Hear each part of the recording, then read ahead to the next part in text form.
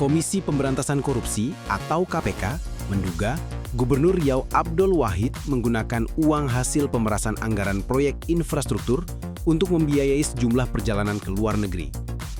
Dana yang dikumpulkan dari para pejabat Dinas PUPR PKPP itu disebut-sebut mengalir ke tangan Wahid melalui tenaga ahlinya, Dani M. Nur Salam, dan bahkan ditemukan dalam berbagai mata uang asing, termasuk pound sterling Inggris. Pelaksana tugas Deputi Penindakan dan Eksekusi KPK, Asep Guntur Rahayu menjelaskan bahwa sejak awal, Wahid sudah meminta setoran dari bawahannya dengan alasan berbagai keperluan pribadi, termasuk lawatan ke Inggris, Brazil, dan Malaysia.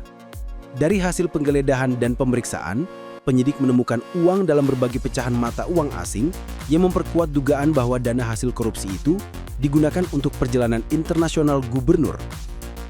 Temuan ini memperjelas motif utama Abdul Wahid memeras bawahan, yakni bukan hanya untuk kepentingan politik atau proyek daerah, tetapi juga untuk membiayai gaya hidup dan aktivitas luar negeri yang tak berkaitan dengan tugas resmi.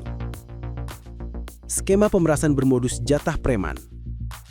Kasus ini bermula dari pertemuan antara Sekretaris Dinas PUPR PKPP Provinsi Riau, Ferry Yunanda, dengan 6 kepala UPT Jalan dan Jembatan Wilayah 1 hingga 6. Dalam pertemuan itu, para pejabat diminta menyiapkan fee sebesar 2,5% dari tambahan anggaran tahun 2025 dari 71,6 miliar rupiah menjadi 177,4 miliar rupiah. Namun, permintaan itu meningkat menjadi 5% atau setara 7 miliar rupiah atas perintah langsung dari Kadis PUPR PKPP, M. Arief Setiawan, untuk memenuhi permintaan gubernur. Mereka yang menolak disebut diancam akan dicopot atau dimutasi dari jabatan. Di internal dinas, praktek setoran itu bahkan dikenal dengan istilah jatah preman, menandakan sistem iuran paksa yang telah menjadi rahasia umum. KPK mencatat sedikitnya 3 kali penyerahan uang kepada Abdul Wahid antara Juni hingga November 2025 dengan total mencapai 4,05 miliar rupiah dari kesepakatan awal 7 miliar rupiah. Uang itu dikumpulkan secara bergilir oleh kepala UPT dan dialirkan melalui tenaga ahli maupun perantara lain. Uang tunai, pound sterling, dan operasi tangkap tangan. Puncak kasus terjadi pada 3 November 2025 ketika KPK melakukan operasi tangkap tangan atau OTT terhadap Ferry Yunanda, M. Arief Setiawan, dan 5 kepala UPT. Tim penyidik turut menyita uang tunai 800 juta rupiah serta dokumen transaksi dalam berbagai mata uang. Abdul Wahid sendiri ditangkap bersama orang kepercayaannya, Tata Maulana, di sebuah kafe di Pekanbaru.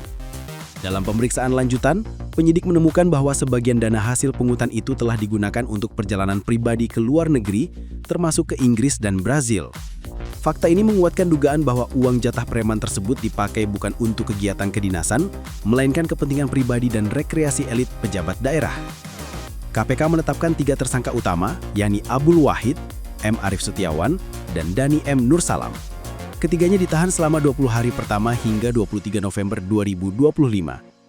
Para tersangka disangkakan melanggar pasal 12E, 12F, dan 12B Undang-Undang Nomor 31 Tahun 1999 tentang pemberantasan tindak pidana korupsi sebagaimana diubah dengan UU Nomor 20 Tahun 2001 Jo Pasal 55 Ayat 1 ke 1 KUHP. Motif, uang proyek jadi ongkos gaya hidup elit.